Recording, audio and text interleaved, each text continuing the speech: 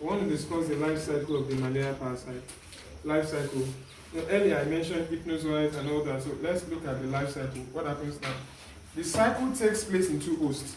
There are two hosts for the malaria parasite. One is human beings. The two hosts are humans. The second host are the female Anopheles mosquito. Most of us understand what I mean by this. If you are a host, it means that you are also what? You contribute to the infection. Right? There are two hosts. The female Anopheles mosquito is not the only host for malaria parasite. Human beings too, we too at some point will become hosts for this parasite. So there's a time it is the mosquito, female one, and some other times it is just the human beings. Okay? Asexual reproduction occur in humans. We understand that two types of reproduction, sexual and asexual. Right? So the asexual reproductive phase occur in humans, while the sexual reproductive phase occur in the mosquito. Asexual reproductive phase occur in humans, whereas what? The sexual reproductive phase occur in the mosquito. Asexual reproduction occur in humans, while sexual reproduction occur in the mosquito. The human phase begins when sporozoites are injected into the bloodstream by a feeding Anopheles mosquito. So once you get bitten, once this female Anopheles mosquito sucks your blood, what it injects, part of what it injects into your bloodstream is what we call sporozoites. What it injects into the bloodstream of a human being, male or female, is what? Sporozoite. It sucks your blood, it injects the parasite as what? A sporozoite. Right? Now, once that is done, the sporozoite invades the hepatocytes. So, sporozoite is going to where? Liver cells. The sporozoite is going to where? The liver cells. That is where it's going to. Where they either multiply, two things occur there. The sporozoite is going to the liver cell, where they either multiply and transform into merozoites. It can become a merozoite, or they transform into hypnozoites and remain dormant.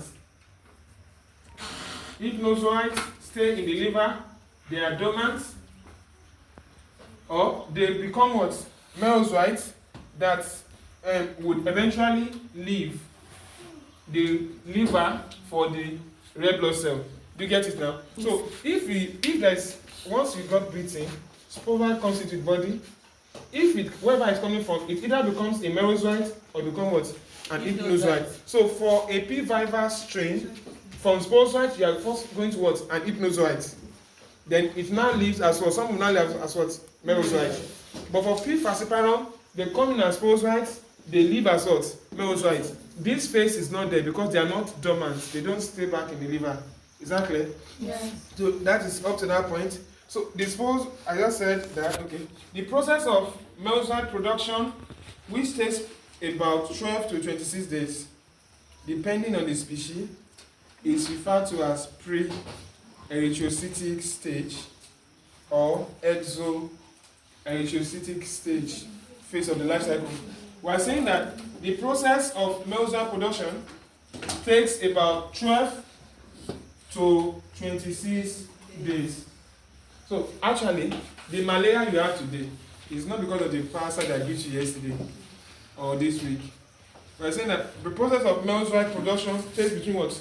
12 and 26 days, depending on this on the strain of the malaria parasite, P. vivax or P. falciparum. So all of this phase, because this phase is the phase that occurs before they enter the red blood cell, we call it what? Pre-erythrocytic phase. Do you get it? Because it is the phase that occurs before the parasite moves into the red blood cell. You know, the parasite came into your blood and moved into the liver. So it has to move back into the red blood cell. That's when they begin to wreak havoc. So from the point they were in the liver till they get back to the red blood cell, we call that what? The erythrocytic phase or the exoerythrocytic phase. That is the phase when they stay outside the red blood cell. Alright? Now, following their release from hepatozoites, merozoites infect erythrocytes. Within the erythrocyte, each parasite will differentiate and divide, becoming first a tropozoite. So the point is, the goal of the merozoite is what? To attack red blood cells. Do you get that? That's what they want to do.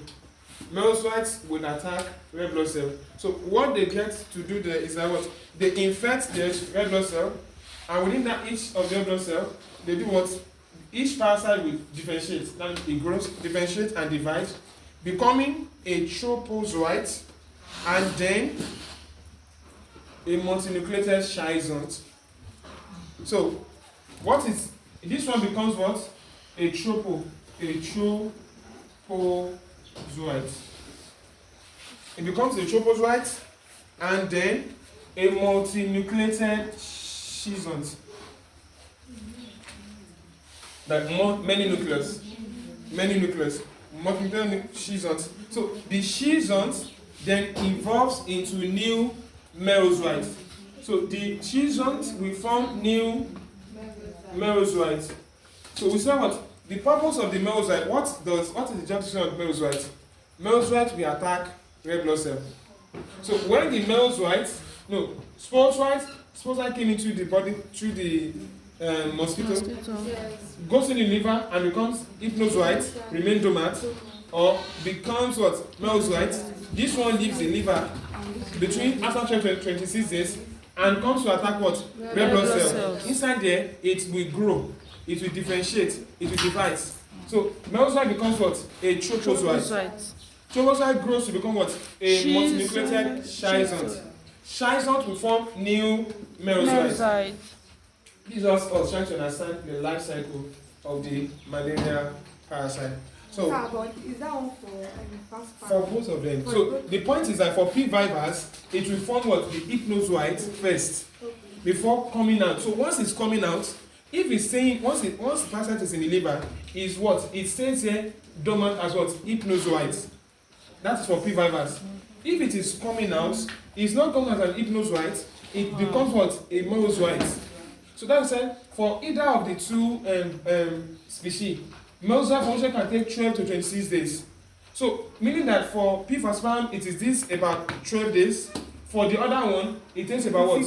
26 to 26 days to form. But once they leave, they come to form all of this. Is that okay? Yes, sir. So, this asexual reproductive phase, no, this is, in this phase now, the parasite grew and multiply. This is the asexual. This asexual reproductive process takes 2 to 3 days, after which red blood cell will burst. This one leads to lysis of red blood cell, because the parasite grows so much in the red blood cell that it becomes that the red blood cell has to break open. So this takes about 2 to 3 days to occur. This asexual reproduction takes about 2 to 3 days, after which what? Red blood cell will burst, releasing new merozoite. So this takes about 2 to 3 days, and we call this what? This is because of what? Asexual. You get it now? Asexual reproduction takes you in the web. All of this happening in the red blood cell. So for new merozoite to be formed from what? From the schizont. So what happens to the red blood cell? Red blood cell will do what? Lysis. Lysis of what? Red blood cells. They break apart, right? And when we break apart, what happens? That means new parasites are released to invade other red blood cells, and that's how the cycle continues. I was reading that this artificial reproductive phase process takes about 2 to 3 days, after which red blood cell bursts, releasing new merozoites into the bloodstream, which then infects fresh erythrocytes. You get it now? Yes, sir. Establishing an escalating cycle of what? Red blood cell invasion and lysis. So merozoites, these new ones, these are what? New merozoites, going to affect what? New red blood cells. I hope this is clear. Yes, sir. Up to this point. Okay? So each time the erythrocyte, red blood cell rupture, they release pyrogenic agent, fever-inducing agent, which causes repeating episode of fever that characterize malaria. So some of the symptoms we now feel here is that you have the person has what? Fever. Because from the breakdown red blood cell, they release chemical component that makes the human being to have fever. Right? Fever comes there. So sexual reproduction begins with the formation of gametocyte. For inside reproduction, we talk about gametes, right? Yes. So sexual reproduction begins with the formation of gametocyte, which differentiate from some of the melanocytes in the red blood cells. Gametocytes enter a female Anopheles mosquito when she ingests blood while feeding. So let's get that straight. So from this melanocyte now I'm talking about the sexual reproductive phase. So gametocytes will develop. Gametocytes develop from melanocytes. So for cell reproduction begin with the formation of what? Gametocyte, which differentiate from some of the what? Melanocytes in the red blood cell. Gametocytes enters a female Anopheles mosquito when she ingests blood while feeding. So you see that the first phase, the mosquito infected a human being. In this other phase now, the human being is reinfecting the mosquito. So the gametocyte now enters a female Anopheles mosquito when she ingests blood while feeding. So this gametocyte goes to where? Mosquitoes during what? During feeding. Do you understand? During feeding. So this will be in a person that is carrying an active parasite. Do you understand? So when she just while feeding, the gametocyte will differentiate into mature forms within the mosquito. So mature form of the gametes. So mature forms will be found in the mosquito. Mature forms within the mosquito, after which fertilization takes place. That means what? Mature form, we have what? Both male gametocyte and what? Female gametocyte. Yes. So a sexual reproductive phase occur in humans. The sexual reproductive phase, which is the latter phase, occur in the mosquito. So this leads to what? Mature forms that leads to what? Fertilization, then which leads to what? Zygote. So from here we have what? Fertilization and what? Zygote formation. Zygote formation there. So all of this happen in the mosquito. So the resulting zygote then produces what? Sporozoite again. So the point is what? What comes from this is what? Another sporozoite. Okay, sporozoite. This is the end of the sexual reproduction. And what does the mosquito put into the humans? The sporozoite.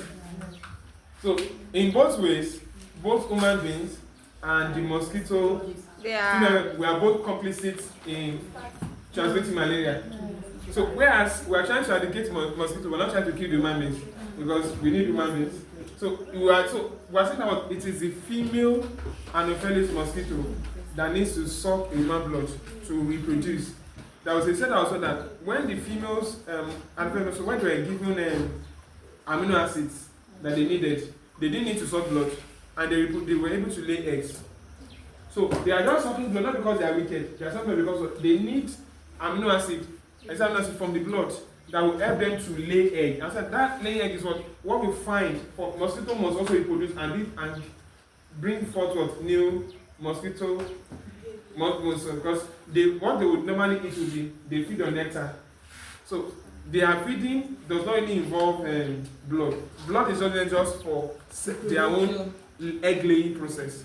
Right? So in this case, we have discussed what both the asexual and the sexual phase of the malarial parasite. Please let's stop that video there because we are going to